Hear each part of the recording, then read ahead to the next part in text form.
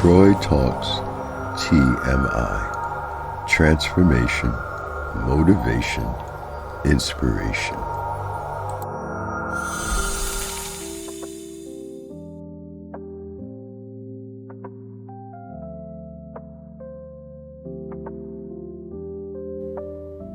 Hello, and thank you for joining me.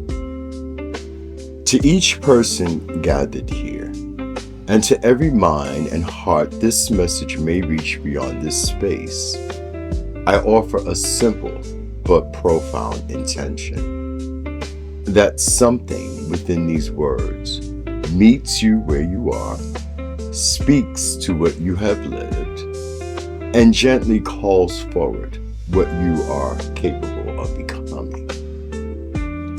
We stand together as human beings, diverse in experience, belief, culture, and history, yet unified by something deeper than all visible differences. Beneath every identity, beyond every story, there is a shared essence, the capacity to feel, to grow, to choose, and to transform. It is to that shared essence that I speak right now. So before we go any further, I would like to ask or begin with a question, one that is simple in its wording, yet profound in its depth. Who are you truly? Not your name, not your occupation, not the roles you play in society, but who are you beneath all of that? Are you someone who thinks and acts with fairness? Is your outlook on life rooted in sovereignty? You know, the ability to govern yourself with awareness, discipline, and intention. Are you moving through this world with a sense of your own divinity, not in arrogance, but in responsibility? I keep asking these questions, not to challenge you, but to invite you into reflection. Because when we look honestly at the world around us, we see a contradiction that we are a part of. We hear declarations of love, yet witness acts of division. We hear calls for peace, yet observe the quiet and open celebration of harm through words, through thoughts, and sometimes through actions. There are moments when the language of destruction, like kill, harm, and destroy, is not only accepted but also entertained. And we must ask ourselves, what does this reveal about us? Are we, as a collective, at a point in our spiritual growth where we have become comfortable with what we claim to reject? Have we grown accustomed to environments that we say we are tired of, yet continue to contribute to through our silence, our habits, and our unconscious patterns? These are not easy questions, but they are necessary. So let me bring this closer away from the world as an abstract concept and into something more personal. What is it that you, as an individual, are doing to create peace and love, not only for those closest to you, but for the entire planet, for the earth herself? What is your definition of peace? What is your expression of love? Is it conditional? Is it selective? Or is it something that extends beyond preference and comfort? Can you truly examine your own mind and begin to identify the prejudices that exist within it, those learned patterns, those quiet assumptions, and Begin the work of dissolving them before criticizing someone else, aloud or silently. Can you forgive? Not in theory, but in practice. Take a moment, even now, to answer those questions within yourself. And then consider them in reverse. Imagine that every judgment you have held, every harsh word you have spoken, every moment of indifference or cruelty, imagine that it was directed toward you. Recall a time when you may have acted in a way that felt misaligned, mean, unjust, or unkind. Reflect, not to condemn yourself, but to understand the impact. How did it affect your thoughts, your sense of well-being, your integrity, your dignity? When you allow yourself to truly feel those moments, not to escape them, but to learn from them, what arises within you? Let me say what I have witnessed personally. Awareness begins there. Growth begins there. Now let me expand. Let us think together openly and creatively about ideas, whether practical or even fantastical, that can make you and me better at living life as we honor our truths.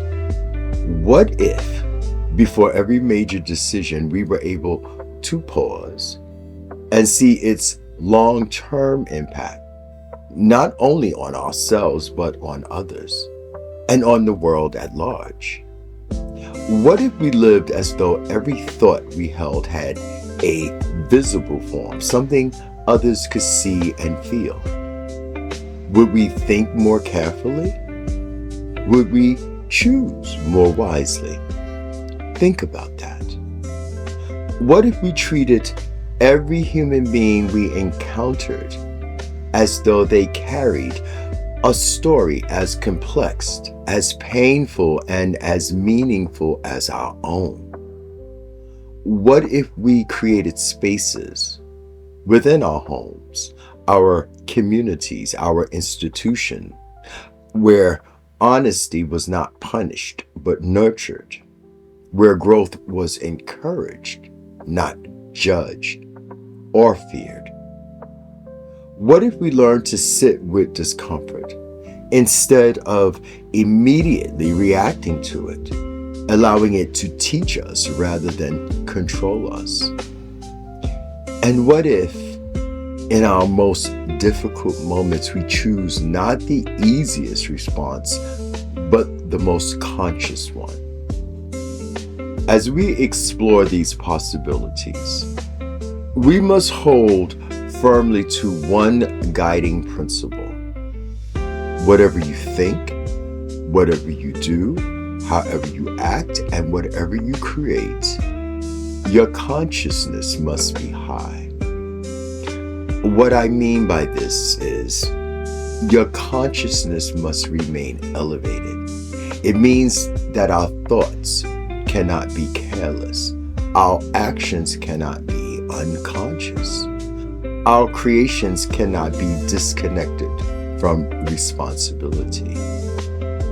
To live with high consciousness is to live with awareness of consequences, impact, and interconnectedness. It is important to understand that every thought is a seed. Every word is a vibration. Every action is a ripple.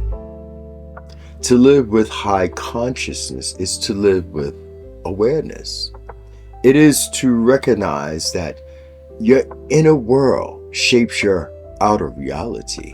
It is to understand that your thoughts are not insignificant, that your words are not empty, and that your actions are never isolated. High consciousness asks us to be intentional and to examine not only what we do, but why we do it. It asks us to rise above impulses that divide and to cultivate responses that unite. This does not mean perfection. It does not mean that you will never feel anger, frustration, or pain. It means that you do not allow those emotions to define your actions without awareness. It means that you take responsibility for the energy you bring into every space. And this is where true transformation, motivation, and inspiration begin. Because when one person chooses to elevate their consciousness, it creates a ripple.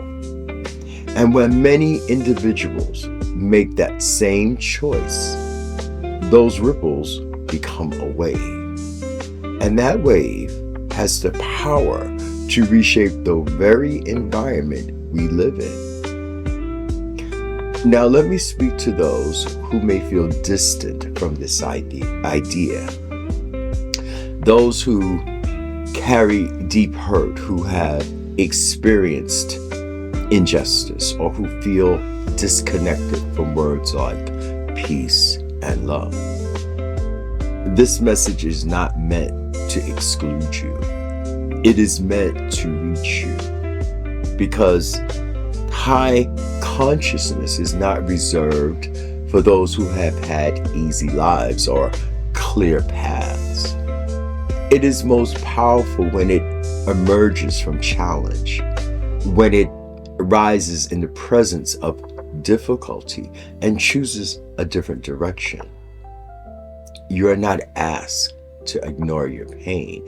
You are asked to transform your relationship with it and to use it as a source of understanding rather than a justification for harm, and allow it to deepen your awareness rather than narrow your perspective.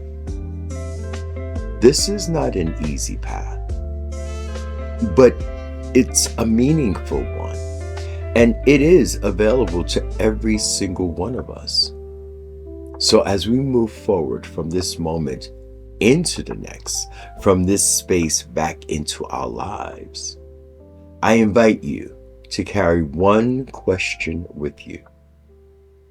How can I elevate my consciousness right now to be a kindlier, gentler, open, aware, loving, non-hateful, non-prejudiced, and forgiving human being?